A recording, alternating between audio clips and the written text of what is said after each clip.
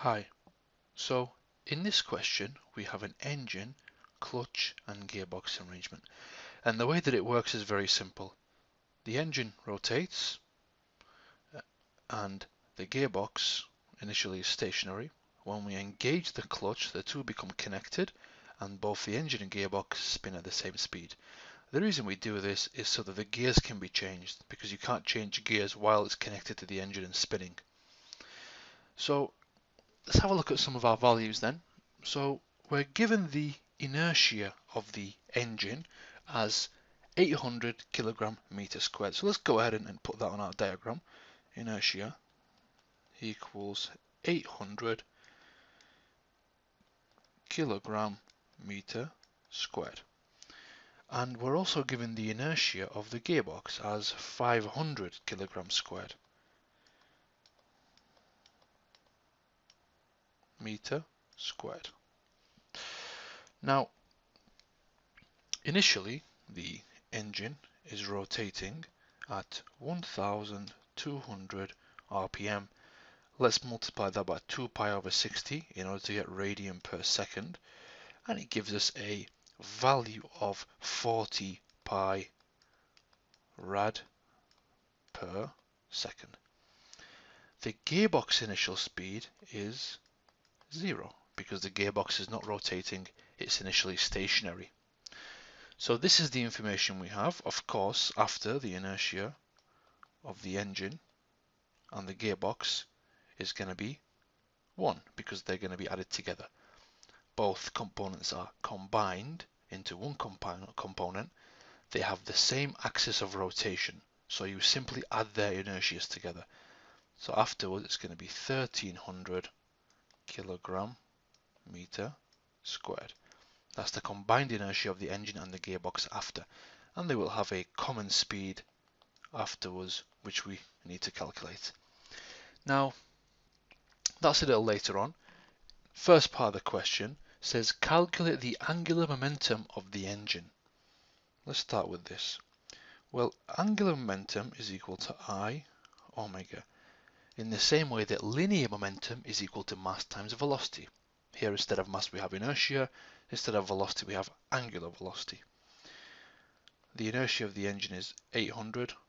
We simply multiply this inertia by 40 pi, which gives us a value of 32,000 pi. Let's keep it in terms of pi for now. This is the angular momentum of the engine. The units of angular momentum are Newton meter second. Now, let's look at the second part of the question. It says the engine is now connected to the gearbox as the clutch engages. Remember, we're ignoring any inertia that the clutch has. We're assuming it's 0. Calculate the common angular speed of the engine and the gearbox after they engage. So basically calculate this question mark that we talked about earlier. Once the engine and the gearbox come together, they're going to have a common speed because they're connected now by the same shaft. We need to find this common speed. Now, in order to do that, we have to use the conservation of momentum, which says that the sum of all the momentum before is equal to the sum of all the momentum after. Similar to linear momentum when we had collisions. Momentum before is momentum after. Now, let's break down the equation. Before they were connected, we had the inertia of the engine multiplied by the initial speed of the engine plus the inertia of the gearbox multiplied by the initial speed of the gearbox equals, afterwards they combine together, so we combine their inertias because now they become one component. So the inertia of the engine plus the inertia of the gearbox all multiplied by this new common speed that they have. Let's go ahead and substitute our values.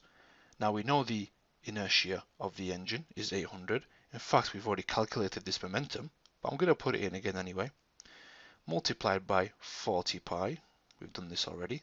That's the first part of the question. Plus, now the inertia of the gearbox is 500. The initial speed of the gearbox is 0 because we said at the beginning it's not moving. Equals their combined inertias, so it's going to be 800 plus 500, all multiplied by this new common angular speed. So we're going to have 32,000 pi equals 1300 omega. Therefore, we calculate omega to be 77.3 radian per second. That's the combined speed of the engine and the gearbox after the engagement. Now, the final part of the question asks us to find the impulse, the angular impulse of the engine on the gearbox. So we need to model the gearbox. The equation we're going to use is again the impulse, conservation of impulse and momentum, but this time with including the impulse. So it's going to be inertia of the gearbox multiplied by the initial speed of the gearbox plus the sum of all the impulses equals the inertia of the gearbox multiplied by the final speed of the gearbox. Rearranging the equation, we get sum of impulse, but we're trying to find impulse, equals ig omega 1 final minus ig omega initial. Taking the inertia as the common factor in this equation gives you ig open bracket omega 1 minus omega naught. Now let's find the impulse. So the inertia of the gearbox is 500 multiplied by the final speed of the gearbox, which is the common speed, 77.3. The initial speed of the gearbox was 0. So the sum of all the impulses, if you multiply these two numbers, gives you 38650 Newton meter second. That's the impulse of the engine on the gearbox. The impulse of the gearbox on the engine will be the exact same value, but the sign will be opposite.